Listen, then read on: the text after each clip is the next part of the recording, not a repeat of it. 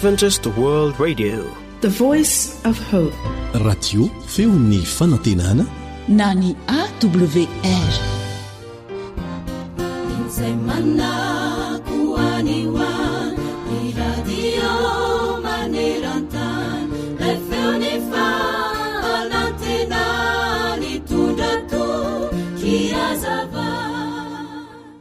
Indro lehilahy iray mipetra-drery nandeha tamin'ny fiara fitanterana anankiray. Raha ny fijery azy dia azo lazaina fa lehilahy tomady, bikaina, tsara tarehy ary tsotra sy mendrika ny fiakanjony. Tsikaritry ity vavy antitra iray nipetraka tamin'ny seza teo ampitandra lehilahy nefa fa nijery tany ivelan'ny fiara mandrakariva izany lehilahy izany. Nisy peratra teny amin'ny tanany havia ary nahodinkodiny tamin'ny rantsany mandrakariva ilay peratra no sady nakipy ny masony. Miady saina ny fijery ilay lehilahy ary ny fanaovan'izany fihetsiny izany ny toa mampilamina ny sainy sy manome toky azy. Voadinika ilay vavy antitra nefa fa rehefa tsy mijery any ivelan'ny fiara ilay lehilahy dia nisoritra teny amin'ny endriny sy ny masony ny fitaintainany ary dia nihetsi-posy nalahelo tokoa ilay ramatoa nandinika izany. Efa mby alina ny andro tamin'izay. Injao reny tenin'ilay mpamily ny laza fa afaka 20 minitra dia ho tonga amin'ny toerana fiantsonana ilay fiara fitanterana. Nanomboka niditra tamin'ny toerana be mponina ilay fiara ary arakaraka ny nandrosoany izany fiara izany no voamaika koa nisoritra teny amin'ny endrik'ilay lehilahy ny fitaintaina ny mafy. Ny antombo hatrany izany. Rehefa hitan'ilay vavy antitra fa ory tokoa ity lehilahy nipetraka teo ampitany dia tsy ary nitsony izany fa nitsangana izy ary nangataka nipetraka teo akaikin'ilay lehilahy. Niatomboka tamin'ny resaka tsotsotra ny resaka izy mianaka. Rehefa afaka kelikely nefa dia nanomboka nahatoky ity vavy antitra ity sahady raha lehilahy noho ny fijeriny malefaka feno hatsaram-panahy. Dia nanomboka ny tantaran'ny fiainany raha lehilahy ary te hilaza izany aingana izy noho ny fahanginany efa ela ka hoy izy. Tena mbola tanora no nanambady izay vehivavy efa fantatro fo ny fahazazako ary tena tiako tokoa izy. Eritaona taoriany mary azinay ora lehilahy dia efa niteraka zazavavy kely iray izahay. Lasa kely loatra ilay trano nonenanay tany an-drenivohitra ka nanapa-kevitra ny hifindra trano nakany amin'ny sisin'ny renivohitra izahay. Avy eo dia nananjanaka lahy-kely iray indray izahay. Nanana asa tsara izay nahafahako namelona ny fianakaviako ora lehilahy.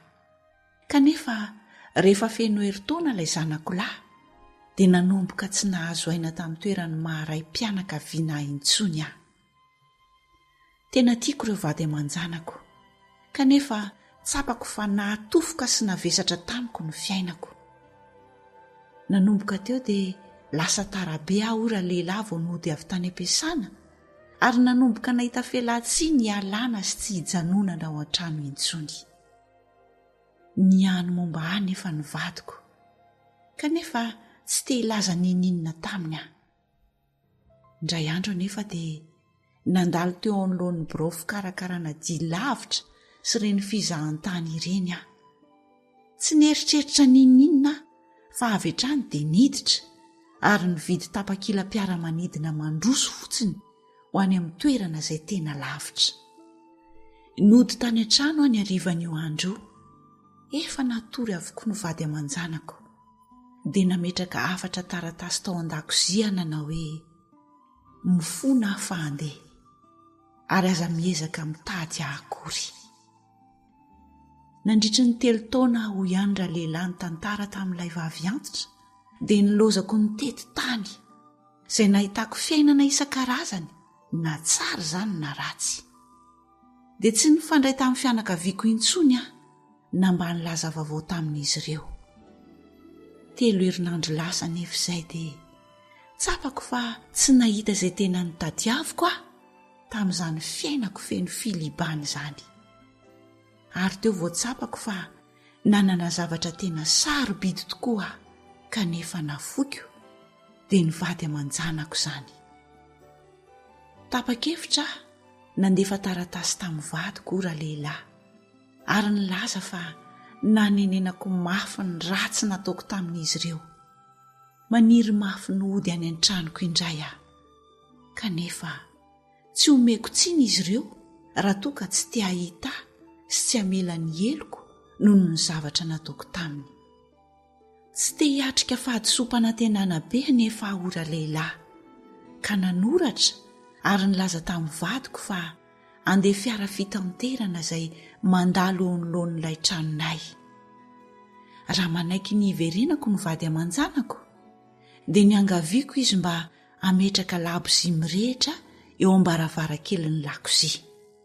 Fa raha tsy misy labozy mirehitra kosa eo am-baravarankely dia tsy hiala ity fiara fitaterany ity aho ralehilahy, niresaka tamin'ilay vavy antitra, fa andeha hanohy ny diako ka tsy hiverina intsony anelingelina azy ireo. Efa nanomboka nanakaiky ilay trano fonenany anefa ny fiara nitondra azy tamin'izay, ary nanomboka nitebiteby mafy sady tsy sanjery tany ivelan'ny fiara nitondra azy ilay lehilahy. Rehefa nahita izany ilay vavy antitra dia napetra ny moramora teo amin'ny tanan'ilay lehilahy ny tanany ary nanosokevitra raha matobe mba ho akipon'ilay lehilahy ny masony, fa izy kosa no hijery izany ho azy. Dia nandroso ihany ilay fiara fitaterana ary indro nanomboka tazana ilay trano. Nofiny ilay vavy antitra mafy ny tanandra lehilahy ka hoy izy nioraka, "Sokafy ny masonao, sokafy amin'izay ny masonao, feno labozy mirehitra isaky ny varavarankely ny tranonareo." Endry mpiaino namako, isika ihany koa dia mety efa nandao ny trano fonenantsika, efa nandao ilay tena tiantsika, efa niodina ka nivily lalana tsy ody any an-trano intsony dia any amin'ilay fonenana mandrakizay eo anilan'ilay Andriamanitra raintsika izay any an-danitra. Manasanao anio mba hieritreritra tsara ka hiverina indray, hitady an'Andriamanitra mba andraisanao indray ny fitiavany, ny famindram-pony, satria tena tianao izy. Tahaka ny vady aman-janak'ilay lehilahy niresahantsika teo, eny mihoatra lavitra noho izany aza, dia miandry ny fotoana hiverenanao fotsiny ilay raintsika mba ody amin'izay. Tena tianao Andriamanitra, iriny ianao hiara-monina aminy mandrakizay, manana hafatra sy drafitra feno fitiavana ho antsika ne izy e. Mitodi hiverina aminy, miverena fa te handray sy hikarakaranao izy. Tsaroanao ve ny fanoharana nataon'i Jesosy tamin'ilay ondry very? Rehefa hita n'ilay ondry dia nataony teo antsorony sady faly izy, ary rehefa tonga ao an-trano izy dia namorony sakaizany sy ny namany ka manao aminy hoe, "Avy hiara-mifaly amiko, fa efa hitako ilay ondriko very." Lazaiko aminareo fa hisy fifaliana toy izany any an-danitra ny amin'ny mpanota iray izay mibebaka noho ny amin'ny olona marina 7:20 izay tsy misy tokony hibebahany. Luka 5:15 andininy 5 ka hatramin'ny 7. Dia mbola tsy miova ny teny fikasany izay nilazaina ao amin'ny Isaia 4:20 andininy 2:20 manao hoe, "Izaho efa nandevona ny fahadisoanao tahaka ny fandevona ny zavona, ary ny fahotanao tahaka ny rahona, ka miverena amiko fa efa nanavitra anao aho." Amen.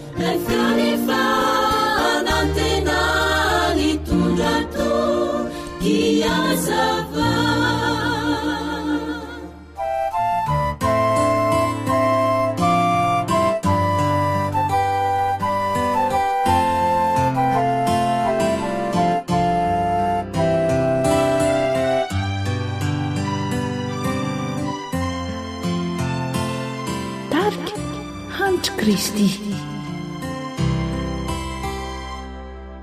Miantsanao atrinela Jeso maniry mafiamonjiana henonao fona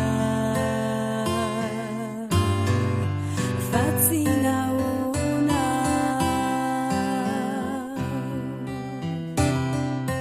dia ny fandavana sy atakandro atrany no nataonao mbola tsy androany findray androany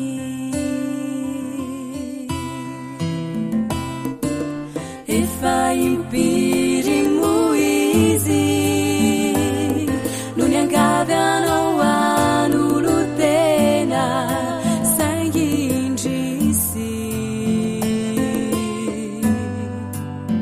tsy nekena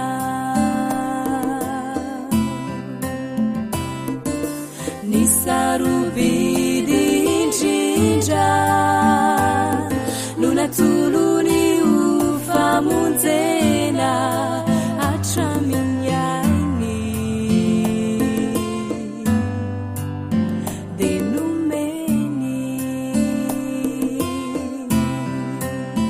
ka mbola hinon'indrare no azony atao vao anaiky ho vonjeny anao tsy misy ntsony ane ny mihoatrano izao nefa tao tsy mahatatra anao mahonenany ny safidinao saingy tsy terena ave dia manao toy izao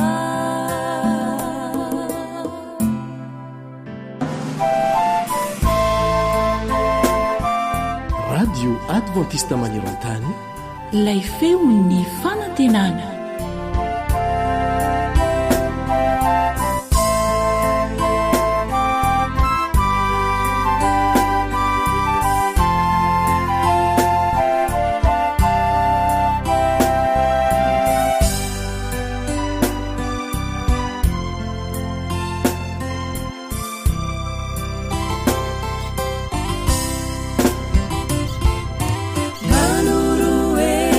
Tranao awanio azamba mangatakandro ny rampitso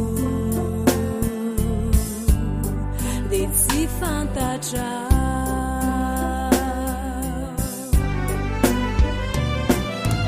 anio ianao no mandre izao antsony izao manatona dia ararauty mbola fakiana fa maro be toko reo ny kiasa fawe atsiwatsy vawi bebaka tsy vitsiko ireo nyandry efa lebe vao anompoanandriama mitra dia nampiandry haino dimandry ny afarany vovontany ararauty izao andro izao atolory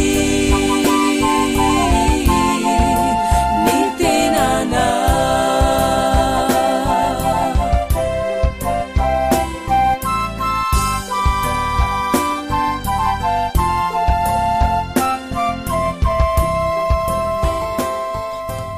AWR Téléphone 034 06 797 62 032 75 379 74.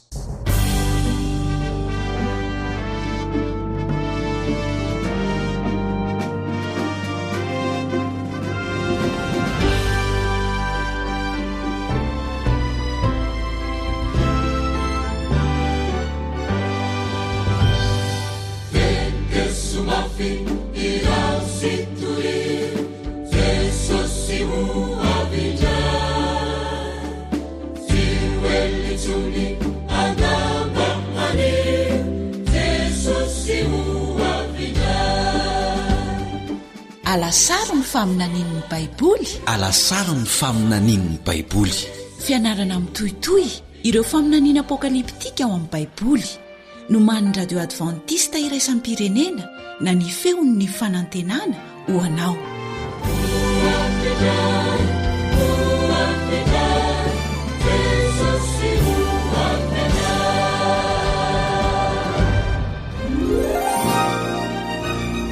rehefa mandinika ny fitotonganana ara-pitondran-tena maneran-tany isika dia velona hiaso lohabolana hoe tsy ho ela dia hirodana hatrany amin'ny fotony mihitsy ny fiarahamonina misy antsika miravoravo tanana sy verihevitra ireo mpitondra fanjakana hatraizatraiza noho ny firongatry ny faharatsiana amin'ny endriny rehetra izay toa tsy voafehintsony hitsendanin'izay anefa dia velom-panontaniana ihany koa isika manao hoe nahoana ny olona rehetra ny toa samy manana ny fahamaritany ny amin'ny atao hoe marina na diso ary maro ny olona mamaly izany manao hoe arakaraky ny fisehoany no hamaritany izany ahoana ary no hafantarako ny tsara izay tokony ataoko eo anatrehan'izany manana valiteny mazava ilay Andriamanitra namorona sy namonjy antsika manasanao indray ary hiaraka nalasarina ny faminanian'ny baiboly hamaly izany fanontaniana izany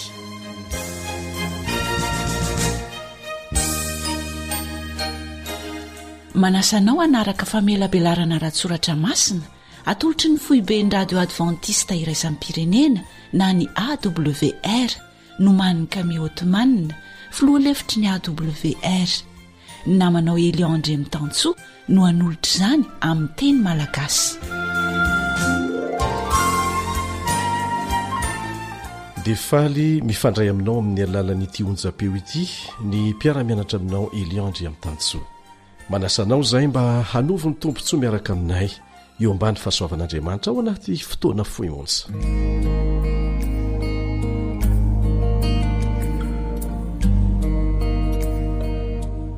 tamin'ny famelabelarana ny rahantsika teto momba n'ireo fampitandremana fara no omen'Andriamanitra ny olombelona ao amin'ny apokalipsy 4:10 dia tena nahavariana ny nahita fa tena miaina amin'ny vanim-potoana farany tantarany tany tokoa isika tiantsika nefa Andriamanitra ka mandefa fampitandremana mialoha foana izy mba hiomanan'ny olony ho amin'ny toe-javatra lehibe hitranga eto tany izay isy fihetraikany amin'ny hoavy ny tsirairay mandrakizay mihitsy ary izany no antony iantsoan'Andriamanitra antsika ho vonona ho amin'ny fiverenan'i Jesosy dia manamafy amintsika izy ny faniriany hanana fifandraisana manokana amin'ny tsirairay avy izay tsy ambaratelo ny fahafahantsika miomana manantena fa hanaraka ny fahabelabelarana rehetra ao amin'ny alasaro ny faminanian'ny baiboly ianao mba ho vonona ho amin'izay andro izay anisan'ireo antsoavo alefan'Andriamanitra farany izay ny rahantsika nianatra teto koa ao amin'ny apokalipsy 4:10 ny hoe matahoran'Andriamanitra ka omeo voninahitra izy matahoran'Andriamanitra ka omeo voninahitra izy manazava tsara ny hevitra izany izay voalazo amin'ny Pitoroteny 2:12 manao hoe ary rehefa reza ny rehetra izany dia izao ny farany teny Andriamanitra no atahory dia ho toizantsika fa ny toy ny teny manazava ny hevitry ny hoe atahory eto aona ny heviny ary ny didiny no tandremo fa izany no tokony ataon'ny olona rehetra ny olona matahotra an'Andriamanitra dia olona manaja ny didiny ary ny amin'ny lalàn'Andriamanitra io indrindra no ifatoa ny fiarantsika mianatra eto amin'ity anio ity tsy azo nizaniza ialana ny firesahana an'izany indrindra raha mbola manaiky an'ilay andriamanitra nahary ny lanitra sy ny tany ho andriamaniny ny olona anankiray. Tsy maintsy atrehantsika misaina tony sy vonina hitadiny marina izany loahevitra lehibe zany satria io lalàn'andriamanitra io anie no hitsarana antsika ary tsy misy ho afaka amin'izany araka ny voalazo amin'ny Jakoba 4:12 Jakoba 4:12 manao hoe aoka ianareo hiteny sy anao arak'izay mahamendrika anareo zay olona ho tsarai ny lalàn'ny fahafahana. Lalàn'ny fahafahana satria tsy zioga ho an'izay nandray an' Jesosy ho mpamonjy azy tokoa ireo didy ireo fa tena fifaliana ny manaraka an'izany. Ny vahaolana ho an'ireo fiaikana goavana maro amin'ny fiarahamonina ankehitriny dia voasoratra ao anatin'ny tenin'Andriamanitra avokoa. Nefa dia tsy nitsoniavo ny vahoaka marobe zany. Heverino ho fahafahana ny fandikanana ny didin'Andriamanitra kanjo ny mifanohitra amin'izany ny vokany ary miariary eo anoloantsika isan'andro.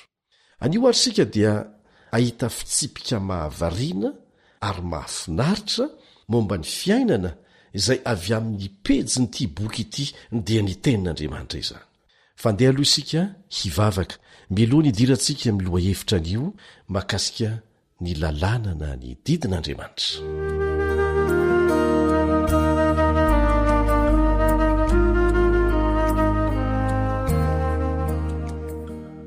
Rainay izay ny an-danitra, Tompo, misaotra anao izay no nanomezanao anay valiteny ara-baiboly ahafantaranay ny lalana miverina mody any aminao, ahitahanay ny vahaolana ho an'ity fiarahamonina mikorotana ity. Hiverinao amin'ny zaridaina tonga lafatry ny paradisa izay ny tanjonao aminay, izay drafitra nataonao hatrany am-piandohana. Sokafo ny fonay ary ranito ny sainay mba hatakaranay lalina kokoa anao sy ny toetranao. Tompo, misaotra anao izay satria nampionanao eto indray ny mpiara-mianatra rehetra, angatahana ny fanazavantsaina avy amin'ny fananao masina amin'ny anaratsarobidy sy maherin'i Jesosy. Amen.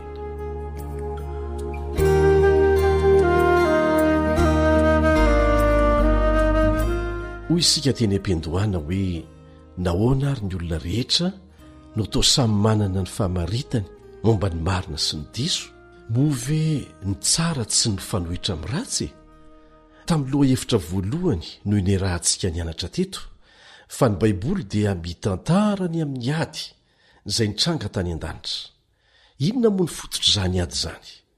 Tsotra raha iverenantsika vetivety ny avonavy ny Losifera izay nitombo lasa fahankahalanan'Andriamanitra sy ny lalàny, dia ny lalàny izay maneho ny foto-kevitra iainany lanitra, dia niendoha tao amin'ny Losifera tany an-danitra zany ny fahotana. Inona moa ny atao hoe fahotana? Ao amin'ny Jaona 1:7-4 ny valin'izay. Jaona 1:7-4 izay rehetra manota no mandikana ny lalàna, fa ny ota no fandikana ny lalàna. Ny fandikana ny lalàn'Andriamanitra zany no atao hoe ota na fahotana. Amin'ny maha-Andriamanitra fitiavana azy dia nanome safidy malalaka ny voariny rehetra izy, ankatoa azy ampitiavana, ary ankatoa zany lalàna izany ampitiavana na tsia. Saingy izao aoka tsy ho adino mihitsy, tsy zontsika ny safidy izay tsy maintsy ho vokatry ny safiditsika. Noho izany dia tsy maintsy mitandrina isika amin'ny safidy ataontsika. Vokatry ny fikolokoloana ny avinavina tao anatiny anie no natonga ny Satana lasa nikomy tamin'Andriamanitra mpamorony.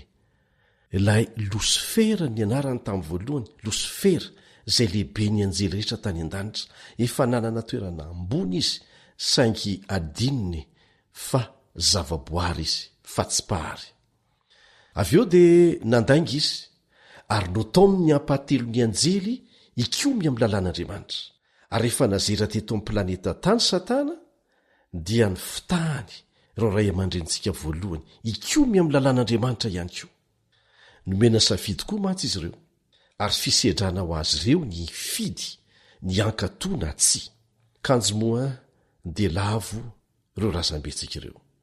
Tsy nanary ny taranak'olombelona nefa Andriamanitra, fa nanao planina hamonjenantsika araka ny efa nianarantsika teto. resy satana raha ho an'andriamanitra ilay nahazo rehetra izao fa ny fantoany ady dia ny famonjena antsika satria nomena safidy mantsy isika. Azadonoina ry havana fa satana trany ary izy rery no manana antony lehibe hanakorotanana sy hanolanana ny fahamarinana mba hamiliana ny olombelona tsy hanaiky an'Andriamanitra ho mpanjakana.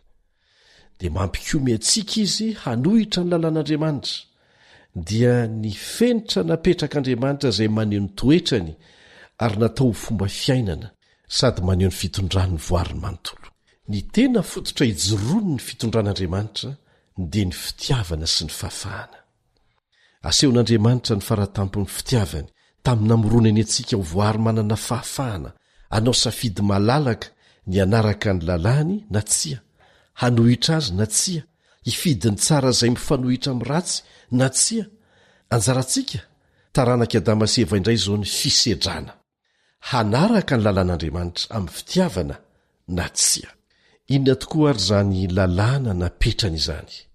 Tsy ilayntsika ny maminaviana, izy mihitsy no manambaran'izany amintsika ao amin'ny teniny masina dia ny Baiboly izany. Manome valiteny mazava trano ny Baiboly. Andeha ary aloha averintsika ny teny filamatra ity fiarahantsika mianatra ity. Ahoana ilay izy? Raha ao amin'ny Baiboly dia inoko, raha mifanohitra amin'ny Baiboly dia tsy natao azy zany. Averintsika indray mandeha. Raha ao amin'ny Baiboly dia inoko, raha mifanohitra amin'ny Baiboly dia tsy natao azy zany. Andeha rovakitsika izay voalaza ao amin'ny Eksodosy 20. Ao mantsy no misy ny didy 10. Eksodosy 20. Nomen'Andriamanitra ny didy 10 hitehirizana antsika tsy ho ao amin'ny fanandevozany faratsiana. Izay no antony lehibe indrindra. Tsy hoe rehefa nivonjena isika ho afaka amin'ny fanandevozany faratsiana dia tsy sanatria natao hiverina ilomano amin'ny faratsiana indray, izany hoe mivirina amin'ny fanandevozana anie izany. Ka entanina isika hifantoka tsara amin'ny fiarah-mianatra amin'ity anio ity.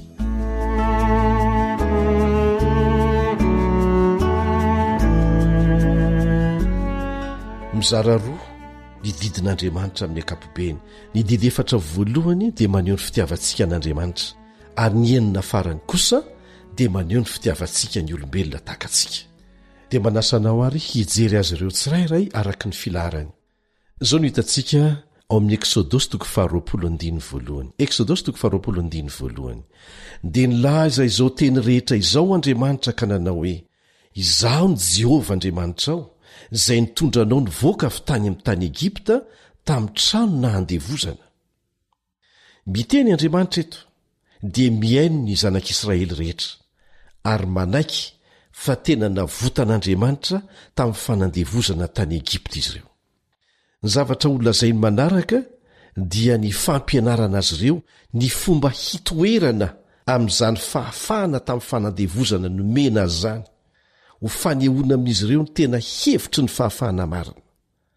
Aoka tsy ho adinoantsika fa laiady tsy hita maso eo amin'Andriamanitra sy Satana no ao ambadiky ny sehatra. Mbola navela anararoatra ny fahafahana amin'ny safidy nomenantsika olombelona maty Satana. Kanefa nataon'Andriamanitra izany mba hisedrana antsika, namendrika ny fiainana mandrakizay isika na tsia. Tsaroa fa nandresy an'ny Satana ny roa apatelon'ireo anjely tany an-danitra. Fa resin'ny Satana kosa Adama sy Eva, fa nandresy teo amin'izay naharesy azy ireo kosa Jesosy, ary nataony omena aseanao zany fandresena azony zany raha iketsika. Andresy ve ianao sa tsia? Azotsika antoka fa nihidy vazana Satana rehefa nandreny feon'Andriamanitra tao anaty kotrokorana, namerina ny foto-kevitry ny lanitra tamin'ny taranak'olombelona, rehefa nanome ireo didy 10 ireo ho an'ny zanak'Israely Andriamanitra. Satria ireo fitsipika 10 ireo indrindra no tena halany Satana ary nikominy tany an-danitra. Fantany tsara fa raha manaraka an'ireo lalàna ireo ny olombelona dia hanasarotra tokoa ny asan'ny Satana izany. Mety hibitsika aminao angambany devoly hoe natao any zanak'Israely ireo didy ireo hoe tsy ariavana. Satria ireo didy ireo mihitsy ange no nolazain'i Jesosy mazava tsara ao amin'ny testamenta vaovao manao hoe fa lazaiko aminareo marina tokoa mandra-pahafoana ny lanitra sy ny tany dia tsisy ho foana akory amin'ny lalàna na dia litera iray na tendrin-tsoratra iray aza mandra-pahatateraka izy rehetra. Ao amin'ny Matio 5:17 no ahitanao an'izany. Matio 5:17. Tsaroa fa ny ratsan-tanan'Andriamanitra mihitsy nanoratra an'ireo. Ka andeha ro toizantsika ny fianarana. Ho raisintsika tsirairay ireo didy sarobidy amin'Andriamanitra ireo, ary tokony ho sarobidy amin'izay rehetra milaza ho mpanaraka azy rehetra koa. Exodosy 20:7 no hanomboantsika azy. Ity no didy voalohany. Ao amin'ny Exodosy 20:7 no ahitanao azy. Aza manan'Andriamanitra hafa fa izao ihany. Aza manan'Andriamanitra hafa fa izao ihany. Zay ny didy voalohany. Rehefa mamaky an'io didy io ary mamaky ny tenin'Andriamanitra manontolo, dia hitany toe-tsaina nanosika an'Andriamanitra hanome an'izany antsika. Andriamanitra izy, mpamorona antsika izy, mpanjaka an'izao rehetra izao izy. Izy no namorona an'ity planeta mahavariana ity, ary tena tiany ny voary tsara tareny foroniny sy isika olombelona izay nataony ho mpanjaka an'izany. Ka mba iarovana antsika amin'ny fisarian'ny Satana, dia saina isika hanaiky azy ho andriamaniny. Ary izy rery, ary hanao an'izany an-tsitrapo, hatoky azy ary hifaly amin'ny fifandraisana manokana aminy. Mifanohitra amin'izany kosa ny tanjon'ny Satana. Dia ny atonga antsika olombelona ho sahiran-dava, ho variana amin'ny zavatra tsy momba an'Andriamanitra, ary mety tsy ho fivavahana amin'ny Satana mivantana no arosony amintsika amin'izany, satria misy tokoa ireo olona mivavaka amin'ny mivantana. Fa ny tena fitaka lehibe alefan'ny Satana dia izao: ninona apetraky ny olona eo amin'ny toeran'Andriamanitra dia efa mety amin'ny Satana izany. Na arena, na laza, na toerana ambony na laza, eny hatramin'ireo fandarana mamoehatra izay hitantsika amin'ny fahitalavitra, kanefa andaniantsika fotoana. Tsisy atakalontsika an'izany mihitsy, ary miazona amin'ny fisainan'ny olona maro. Na inona mampiala antsika amin'ny lalàn'Andriamanitra, na mahatonga antsika hanadino azy, na tiantsika mihoatra no fitiavana azy, dia sampy ireny ary mety amin'ny Satana avokoa ireny. Ry mpiara-mianatra amiko, ny didy voalohany izany dia maneho an'Andriamanitra, miangavy asenao ho tia azy, tsy misy vato misaka na manelanelana ny fifandraisantsika manokana aminy. Ary ho fiarovana antsika ny anton'izany lalàna izany. Ka aza manan'Andriamanitra hafa afa-tsy ilay Andriamanitra namorona sy namonjy antsika ihany. Dia ndeha ho jerentsika indray ary ny didy faharoa ao amin'ny Exodosy 20:14. Exodosy 20:14. Aza manao sarin-javatra voasokitra ho anao, na ny mety ho endriky ny zavatra izay eny amin'ny lanitra ambony, na izay ety amin'ny tany ambany, na izay any amin'ny rano ambanin'ny tany. Aza mikohoka eo anatrehany ary aza manompo azy. Fa izao Jehovah Andriamanitra ao dia Andriamanitra saro-piaro, ka mamaly ny eloko ny ray amin'ny zanaka hatramin'ny zafiafy sy ny zafindoalika, dia amin'izay mankahalahy, nefa kosa mamindra fo amin'ny olona rivo mandimby izay tia ka mitandrina ny didiko. Ahoana indray ny amin'ity didy faharoa ity?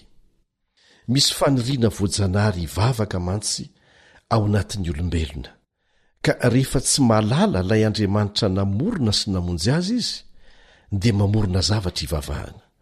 Dia mampitandrina eto Andriamanitra, mampianatra antsika izy. Azoko an-tsaina ny antony lazan'Andriamanitra fa fahotana ny miankohoka amin'ny zavatra mivaingana nataon'olombelona. Mampiendanja ny fahalalan'ny olona an'Andriamanitra izany. Raha miankohoka amin'ny vato voasokotra na sarinamboarina ianao, dia tsy hanen'Andriamanitra ny ambony ny fisainanao, fa voasarika ao amin'ny zavaboary na zavatra ny foronina fa tsy ilay mpamorona. Ary rehefa midina ambany tahaka an'izany ny fahalalan'ny fiarahamonina an'Andriamanitra, dia lasa ambany tahaka an'izany koa isika olombelona. Asa na efa nahita zavatra tsy miteny izay ataon'ny olona sasany sampy hivavahana ianao. Maro amin'ireny sampy ireny ny vakivaky, simba, loha, tsy manana aina. Maro amin'ireny Andriamanitra ireny manana tarehina biby goavana mampatahotra, ary manana endrika vatan'olona sampona sy tsy mirindra. Ary ny tena loza dia ity, araroton'ny Satana izany hivavahan'ireny olona ireny aminy ankolaka. Dia voafitaka ny olona, satria anaovan'ny Satana fahagagana mihitsy azy izany, mba hampifikitra ilay olona amin'ilay sampy, fa tsy hitodika amin'ilay Andriamanitra namorona sy tena mpamonjy azy. Mahavariana fa ireny Andriamanitra namboarin'olona ataony ivavahan-dreny anie dia matetika ny mampatahotra sy sampotsampony. Ka eto Andriamanitra dia milaza fa sary-piaro izy, izany hoe tena tia asa ianao izy ka voninanao izay azo atao rehetra iarovana antsika. Izy angeny namorona antsika dia mbola izy koa no namonjy antsika. Isika olombelona efa simba amin'ny fahotana aza mba sary-piaro amin'ny zanantsika, maika fa izy. Dia milaza amintsika Andriamanitra hoe aza mamorona halatahaka na zavatra sandoka hivavahana, satria mampivily ny sainao tsy fantoka amin'ilay Andriamanitra namorona sy namonjy anao zany. Ka aoka tsy voafitaka averina ihany, ilay Andriamanitra namorona sy namonjy antsika irery ihany no Andriamanitra velona. Fa ny sisa dia sandoka avokoa, na zavatra, na sary, na olona. Irodana, ho faty reny, ho alevina any amin'ny fasany, sady tsy manan-kery hanangana ny tenan'izy ireo amin'ny maty akory, na hanangana olo-kafa amin'ny maty, ka ilay Andriamanitra tena izy ivavahana. Ny fiankofana ny fomba anankiray lehibe anehoantsika ny fankatoavantsika an'Andriamanitra. Noho izany dia tsy misy isalasalana fa tsy maintsy anakorotana antsika Satana, indrindra fa ny aminy hoe iza no iankofantsika sy ny fomba fiankofantsika. Raha lazaina amin'ny fomba hafa ny afatra ampitain'Andriamanitra amintsika amin'ity didy ity dia izao: aza manandrana manatona ahy amin'ny alalan'ny sary.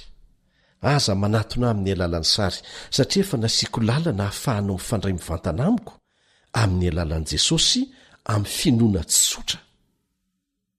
Rehefa tapa-kevitra ny ifandray amin'Andriamanitra amin'ny finoana tahaka an'izany isika, dia miezaka mafindray Satana hitaona ny fisainantsika ho amin'ny olombelona fa tsy ho amin'Andriamanitra. Tarihany ny olona hijery ny pretra, hijery ny mpitandrina, hijery ny mpampianatra teolojia, ho lasa mpitarika azy ireo, maka ny toeran'Andriamanitra mihitsy, fa tsy handalina ny soratra masina mba hamantatra ny adidin'izy ireo amin'Andriamanitra sy ny mpiaramonina aminy.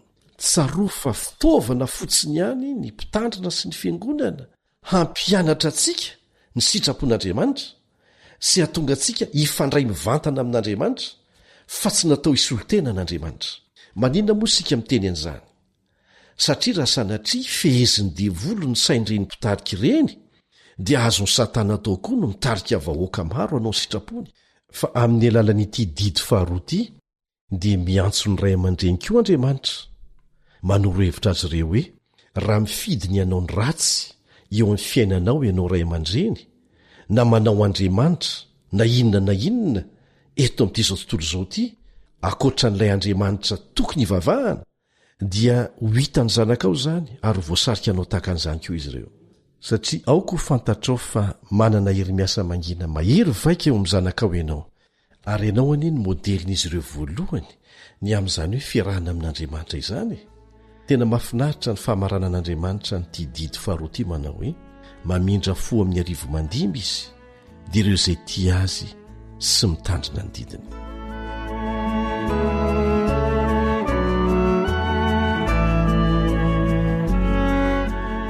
Andeha hifindra amin'ny andiny fahafito indray isika hamaky ny didy fahatelo. Ahoana ny voalaza eo amin'ny didy fahatelo? Aza manononona foana ny anaran'i Jehovah Andriamanitra ao, fa tsy ataon'i Jehovah tsy manan-tsiny izay manononona foana ny anarany. Samy hafa ilay hoe manononona foana sy ilay hoe miantso vonjy amin'ny anaran'i Jehovah. Eto izany dia mazava tsara fa misy lanjany amin'Andriamanitra izay mivoaka amin'ny vavantsika sy ny fomba fitenitsika. Eny, noho izany ry namana, raha manandratra an'Andriamanitra amin'ny tenintsika isika, dia akasitran'Andriamanitra izany. Ny fangatan'Andriamanitra eto dia ny mba hanajantsika ny anarany. Ny mpamorona antsika dia mendrim-panajana ho famantarana ny fatokitsika azy. Ka tsaroa fa ity didy fahatelo ity izany dia tsy mandrara fotsiny ny fanaovana fianianana tsy voahevitra amin'ny anaran'Andriamanitra, fa mandrara antsika koa tsy hampiasa ny anaran'Andriamanitra amin'ny fomba tsy hampiheverana. Firifiry moa ireo olona mampiasa ny anarana hoe kristianina mba hanaovan-dratsy, hanamparana fahefana amin'ny hafa, hisolokiana sy ny sisa izay azontsika tany saina. Ka dia manao antsy Jehovah hoe aza mampiasa ny anarako hanaovan-dratsy, fa tsy ho ataoko tsy manan-tsiny zay manao an'izany. Inindray ny voalazo amin'ny didy faefatra. Tsarovy fa mifamatotra avokoa ireo didy 10 ireo ary samy nisoratany ratsan-tanan'Andriamanitra fa tsy notonono ny vavany fotsiny akory. Ao amin'ny Eksodosy 20:9 no ahitantsika ny didy faefatra. Ovakitsika amin'ny anaran'i Jesosy. Mahatserova ny andro sabata hanamasina azy. Henemana no iasanao sy hanaovanao ny raharanao rehetra. Fa sabata ny Jehovahandriamanitrao ny andro fafito. Koa aza manao raharaha kory ianao amin'izany, na ny zanakao lahy, na ny zanakao vavy, na ny ankizy lahinao, na ny ankizy vavinao, na ny biby fiompinao, na ny vahininao izay tafiditra eo am-bavadinao. Fa enemana ny nanaovan'i Jehovah ny lanitra sy ny tany sy ny ranomasina mba amin'izay rehetra ao aminy, dia nitsahatra izy tamin'ny andro fafito. Izany no nitahian'i Jehovah ny andro sabata sy nanamasinany azy. Mahatserova ny andro sabata hanamasina azy. Henemana no iasanao sy hanaovanao ny raharanao rehetra, fa sabatany Jehovahandriamanitrao ny andro fafito. Tafiditra ao anatin'ity didy faefatra ity zany ny hoe henemana no iasanao sy hanaovanao ny raharanao rehetra. Anisan'ny tafiditra ao anatin'ny didin'Andriamanitra ny hiasantsika mandritra ny herinandro. Fa rehefa tonga ny sabata, izay sabatany Jehovah, dia tiany hitsahatra miaraka amin'isika. Ianao ve tsy mahatsapa fa ilaina izay fanokanana 420 ora izay isan-kerinandro mba hitsaharana, tsy hanaovana ny asa fanao andavanandro? Tena tiantsika loatra ny mpamorona antsika. Fantany fa ho tiantsika sady ilaintsika izany fitsarana isan-kerinandro izany, ahafahantsika manao vaohery amin'ny lafiny rehetra mihitsy hiatrehana ny herinandro manaraka. Ka ireo 420 ora ny sabata ireo dia fotoana fiankofana amin'Andriamanitra mba hankalazana ny fitahianany raisina sy saorana azy ary handraisana hery vaovao indray. Fotoana fanararotana, ifamatorana amin'ny fianakaviana izany, miaraka amin'ilay namorona ny fianakaviana. Raha te hisopatra amin'ny fanjakan'Andriamanitra dia io didy io indrindra ny tena korotako, satria tena misy heviny lalina mampifamatotra ny olona amin'Andriamanitra ny fanajana azy. Ary izany ihany no ataon'ny Satana. Andriamanitra dia te hanokana fotoana manokana akoatra ny isan'andro izay fiasantsika iarahana amintsika olombelona isan-kerinandro. Halan'ny Satana izany dia manao ny fomba rehetra izy mba hanadinoantsika an'io andro io. Ho ahy manokana dia tsy androko ny atongavan'io andro io isan-kerinandro, satria tsy ara-panahy fotsiny ihany ny fitahiana azo avy amin'izany, fa tena famelombelomana ara-batana sy ara-tsaina ihany koa. Ary enoko fa fantatrao fa mandeha amin'ny vaovao rehetra maneran-tany izany, isy fivoriam-be ho atao mihitsy mahakasika an'izany. Fantatra izao tontolo izao fa tena ilaina io 420 ora tsy iasana isan-kerinandro io, hiarovana tontolo iainana sy hanarenana ny fiainam-pianakaviana. Misy antony matoana metraka hatrany ambolohany ny fitandremana ny sabata le Andriamanitra mpamorona antsika ry havana. Ary eto dia mangataka anao mba hamerina mank'an'io didy io, dia tsy pio tsara ilay teny hoe sabata ny Jehovahandriamanitrao. Sabata ny Jehovahandriamanitrao ny andro fafito. Tsy any jiosy io ry havana, na an'ireo mpitandrina ny sabata, fa any Jehovahandriamanitra io. Mbola tsy nisy akory Abrahama, izay raibe ny jiosy sy ny arabo sy ireo antoko-pinoana mitandrina ny sabata amin'izao fotoana izao, no efa napetrak'Andriamanitra io sabata io. Halan'ny Satana io satria any Jehovah io. Ka aoka tsy hanaiky handray ambolony rea ny fampielezan-kevitra alefany hanodinana ny sainao, tsy hanaja ny sabata. Mbola hanokana antsika loha hevitra anankiray manokana mikasika an'izany, fa manasanao tsy hanapaka mihitsy ny fiarahantsika mianatra.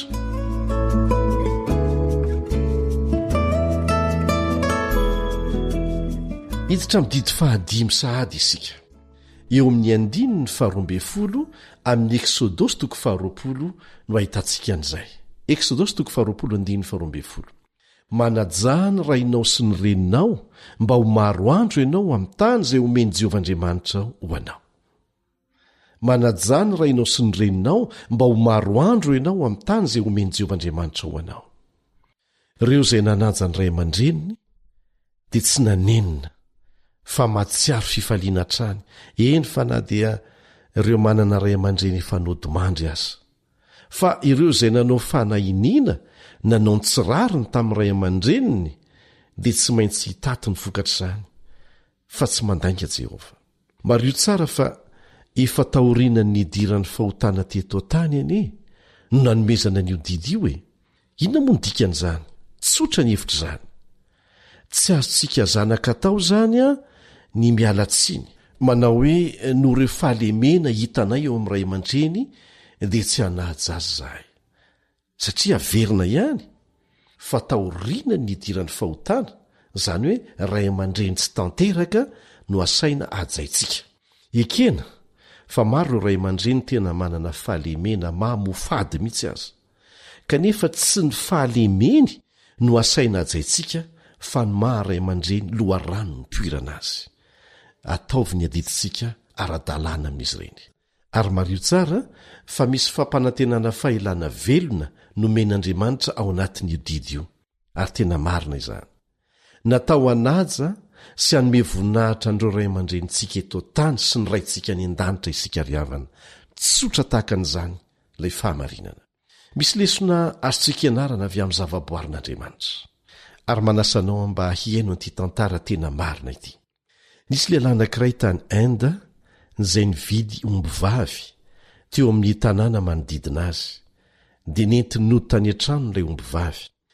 Tamin'ny alina voalohany indrindra dia nomarihiny fa nivovotsy akiato ny elika teo an-tanànany. Ary isan-kalina dia tahaka an'izany foana. Dia inona ny nataony? Nametraka fakatsary fanarahana maso miafina ahitany hoe inona no anton'izany. Akory ny agagany tamin'ny zavatra hitan'izy ireo tao. Nisy leoparda nakao amin'ilay omby vavy isaky ny alina miara-mipetraka aminy eo mamangy azy dia mipetrapetraka kely eo dia lasa miverina ny anaty ala aorianan'izay. Fa inona ny natonga an'izany? No ny fahalianany tia hitany antony dia nanontany ny tompon'ilay omby vavy teo aloha ilay olona nividy azy. Dia nitantarain'ilay olona fa hay nisy renina leoparda izay maty indray andro. Io renina leoparda io anefa dia voavy niteraka. Dia nampalahelo an'zareo dia nalainy ny zanak'io leoparda io izay vao 20 andro monja no nahaterahany. Dia nandramany napetraka teo amin'ilay omby vavy mba hikarakara azy. Dia nitezain'ilay omby vavy tamin'ny mpitiavana tokoa ilay zanaka leoparda. Rehefa lehibe ilay leoparda dia naverin'ny olona tany anaty ala. Saingy izao tsy adiny mihitsy ilay reniny nikarakara azy na dia tsy mitovy karazana aminy aza. Ka na aiza ny misy an'ilay omby vavy dia tonga mamangy andreny isan'alina ilay leoparda. Tsy mampieritreritra antsika ve izany? Ohatra maneho ny fanajana ilay reniny nikarakara nefa samy biby. Natao aneho ny fahatsaraan'Andriamanitra ny ray aman-dreny ry havana mba ho fialofan'ny zanany amin'ny oram-baratry ny fiainana ary ho vato lampy hanoana azy ireo. Fantatro ary inoko fa fantatro koa fa misy amintsika mpiaino na azo fitondrana tsy andrariny tamin'ny ray aman-dreny. Misy aza ireo ray aman-dreny nanao fanararotana mamofady ny zanany. Dia hoy angambo ianao hoe ahoana no anajana ny reny? Eny. Zava-dehibe ny mahatsiaro fa mamela ny fahatsoantsika ny raintsika izay any an-danitra ary ho setrin'izany dia azon'Andriamanitra ampiny ianao hamela ny eloko izy ireo na dia tsy mankasitraka ny zavatra nataony aza. Azontsika zaraina ny famelan-keloka izay noraisitsika ary ankoatran'izay dia tombontsoa ho an'ny fahasalaman'ny fonao indrindraindrindra izany hoe mamela eloka izany. Mahasalama ny mamela eloka fa manimba tanteraka ny lolopo na manana ny rariny azy ianao. Izany no antony hamporosen'Andriamanitra antsika hamela eloka. Manasanao ilay Andriamanitra nanoratra an'ireo didy ireo tamin'ny ratsan-tanany mba hanapa-kevitra eo ambany fahasoavany ho tiany ankatoa ampitiavana ireo didy nataony ahasoantsika ireo. Inoko fa resy lahatra miaraka amiko ianao andao ataontsika ambavaka izany.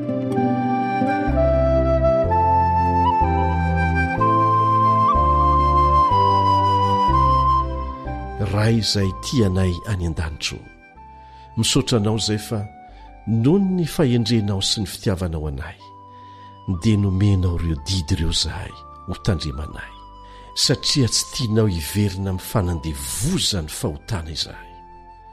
Eny na dia olona efa simba ny fahotana azy zahay dia mahatsapa fa tena sarobidiny nanomezanao azy ireo, ka ampio zahay mba ho afaka manao izany amin'ny mpitiavana. Mamelany elokay hatramin'izay fa manompoka izao dia hiezaka eo ambany herin'ny fanahinao masina izahay ankatoa ireo didinao ireo satria tena tiana ianao. Amin'ny anarantsony Jesosy malalanay, amen.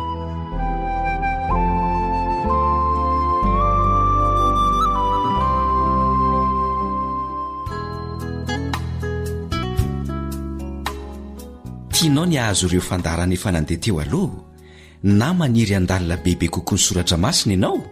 Ireto ary nindroy ahafahanao miditra amin'izany: awr.org na feo fanantenana.org. Ny page Facebook kosa feo fanantenana, mitambatra ny fanoratra azy. ajantsika eo aloha ny androany fa mbola toizantsika ny fijerena ireo didin'Andriamanitra dimy hafa amin'ny manaraka, satria araka ny efandresantsika teny aloha dia tsy misy afaka miala amin'izany sika, sady natao ahasoantsika nezany aleo atrehana mpanetretena amin'ny saina voninkianatra izy rehetra. Zany raha teo ny vahaolana maika tena maika amin'izao fitotonganana raha-pitondratena manjaka maneran-tany izao. Raha misy moa fanontaniana tonga ao an-tsainao na misy atombavaka angatahanao amin'ny fotoana rehetra dia aza misalasala manoratra amin'ireo roy na ny laharana telefona izay omena ianao dia azo valiteny ara-baiboly ny fanontanianao.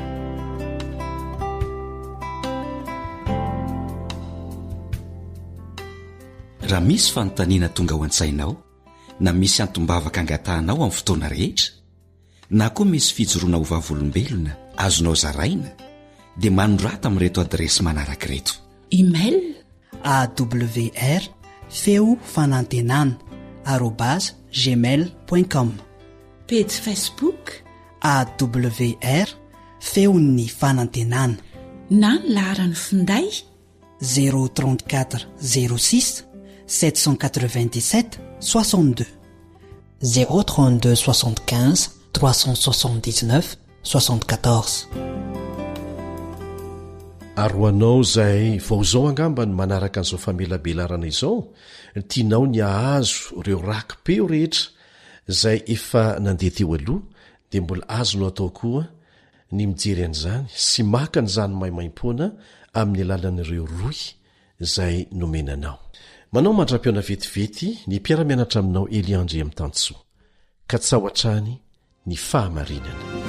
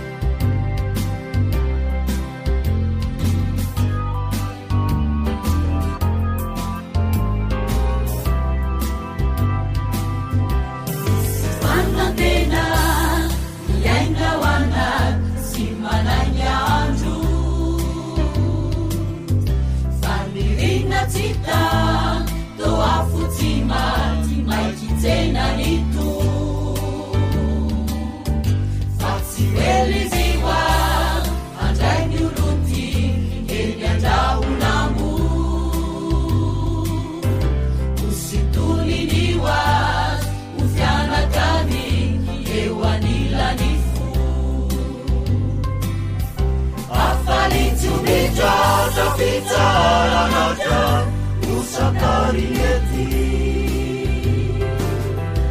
afenony sabata ianatsika totany nolovatrany fa izay pakato sy mamiavonamo sy mitandrinady no ampokaso nonavotoko tanahay misafy antokopihira antsany fanambarana imeritsy atosika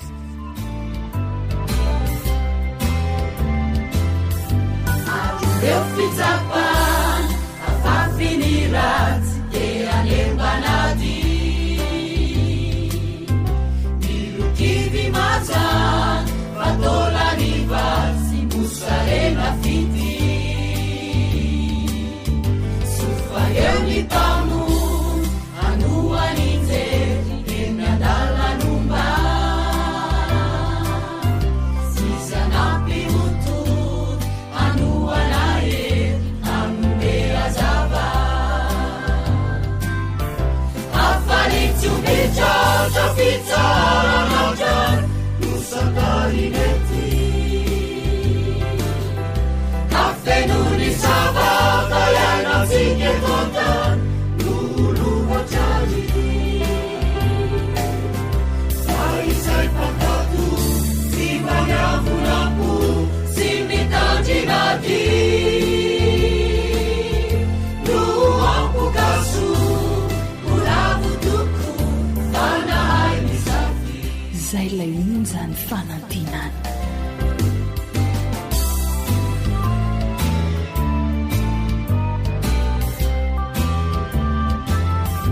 yasamolazimy zay anjarantsy de tsy maintsy efa milazototsiry anaovananitra tsitsitsinania fafanay marobe maniry ande sangy misarasa miainanaty azimbe voakeza vofe anivelaniva afanitsiometratra fitsaranatra nosakarinety afenony sabata ianatsika totany nolovatrany fa izay pakato sy maniavonamo sy mitandrinady no ampokaso moravotoko fanahay misafy afanitsiometratra fitsaranatra nosakarinety afenony sabata ianatsika totany nolovatrany fa izay pakato sy maniavonamo sy mitandrinady no ampokaso moravotoko fanahay misafy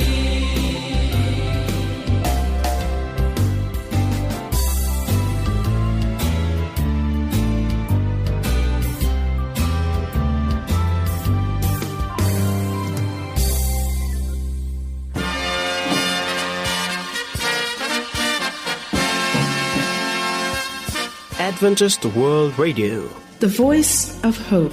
Radio femon'ny fanantenana. Ny farana treto ny fanarahanao ny fandaharan'ny radio feo fanantenana na ny AWR amin'ny teny malagasy. Azonao atao ny mamerina miaino sy maka maimaimpona ny fandaharana vokarinay amin'ny teny pirenena mihoatriny 100 amin'ny fotoana rehetra. Raisoaryn'ny adresy ahafahanao manao izany: awr.org na feofanantenana.org.